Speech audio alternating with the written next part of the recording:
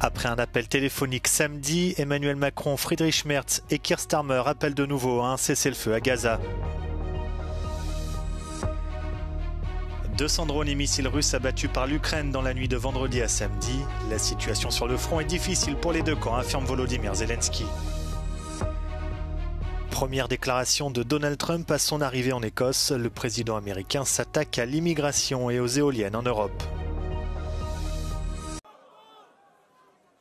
La France, l'Allemagne et le Royaume-Uni lancent un nouvel appel pour un cessez-le-feu dans la bande de Gaza. Après une conversation téléphonique samedi matin, Emmanuel Macron, Friedrich Merz et Keir Starmer soulignent l'urgence d'une trêve immédiate et la nécessité de la part d'Israël de lever toutes les restrictions d'entrée d'aide humanitaire dans l'enclave.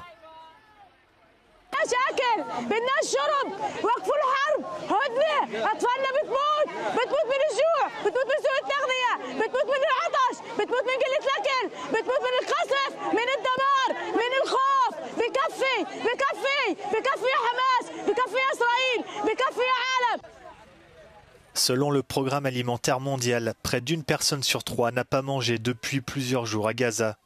L'agence de l'ONU alerte sur la hausse de la malnutrition et estime que 90 000 enfants et femmes ont besoin d'un traitement urgent.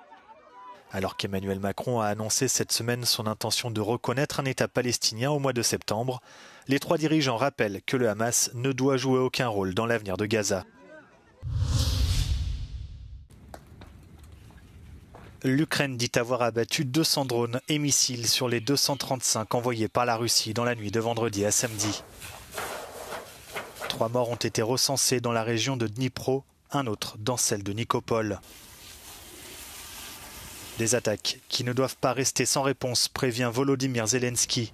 Le président ukrainien affirme par ailleurs que la situation sur le front est difficile pour les deux camps et se félicite de la résistance de ses soldats face à l'offensive estivale de Moscou.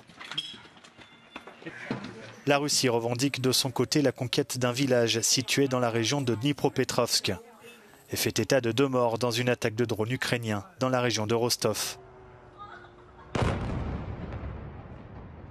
54 drones ont été interceptés dans la nuit, selon le ministère russe de la Défense.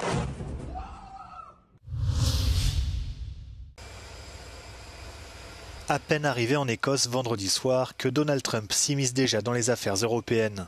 Sur le tarmac de l'aéroport de Prestwick, près de Glasgow, le président américain s'est attaqué à l'immigration et aux éoliennes. Celui qui mène une politique radicale en matière d'immigration depuis son retour à la Maison-Blanche fait la leçon aux Européens.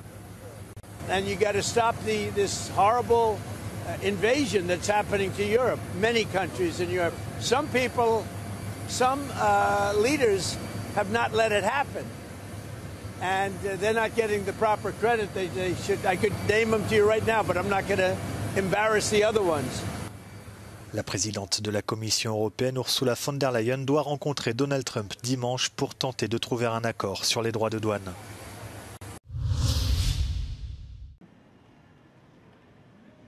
Avec des températures dépassant parfois largement les 40 degrés, la Grèce s'est transformée en une véritable fournaise ces derniers jours.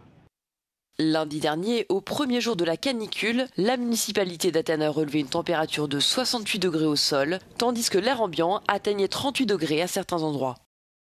Les autorités appellent la population et en particulier les personnes les plus vulnérables à adopter toutes les mesures nécessaires pour rester au frais et chacun y va de ses astuces pour tenter de se protéger de la chaleur.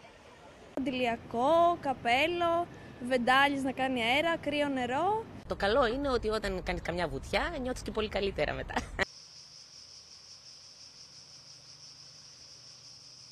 Mais aussi pour celles qui travaillent en extérieur, le ministère du Travail a publié des recommandations spécifiques à leur intention. Είμαστε όλη μέρα κάτω από τον ήλιο, ένα μπουκαλάκι νερό, φρούτα, πλήσιμο, αλλιώς δεν βγαίνει δουλειά. Αυτές τις μέρες είναι δύσκολα τα πράγματα, οι θερμοκρασίες στα κόκκινα, προσπαθούμε για το καλύτερο. Selon le service météorologique national grec, la vague de chaleur devrait commencer à s'atténuer dans le nord-ouest du pays ce dimanche, puis une baisse progressive des températures est attendue dans la plupart des régions dès lundi.